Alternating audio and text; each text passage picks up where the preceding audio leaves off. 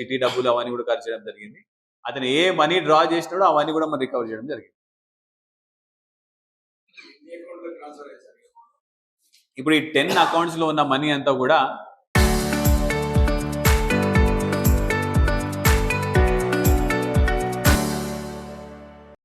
ఈ రామ్లాల్ ఇంకా శివ A3+A4 వీళ్ళు వాళ్ళకి తెలిసిన వాళ్ళ అకౌంట్లలో కూడా డిపాజిట్ చేయడం జరిగింది. సుమారు వాళ్ళు ఒక 15 అకౌంట్స్ లో 6 అకౌంట్స్ లో వాళ్ళు డిపాజిట్ చేయడం జరిగింది.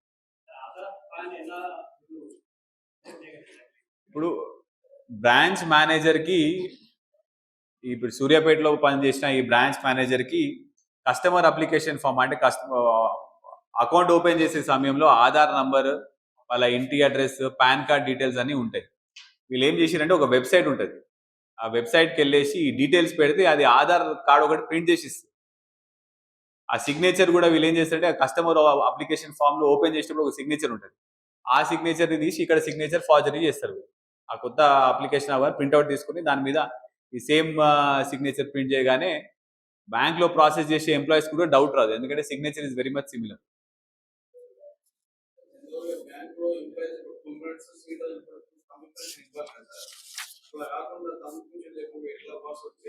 అంటే ఇప్పుడు ఇతను గత 2.5 years నుంచి అక్కడ పని చేస్తున్నాడు కాబట్టి వాళ్ళకి కొంచెం దగ్గర అయ్యేసరికి వాళ్ళు ఇతను నమ్మి ఏదైనా చిన్న చిన్న పనులు ఉంటే కూడా బ్యాంక్ కంప్యూటర్స్ వర్క్ ఉన్నా కూడా ఇతనికి అప్పచెప్పడం జరిగింది.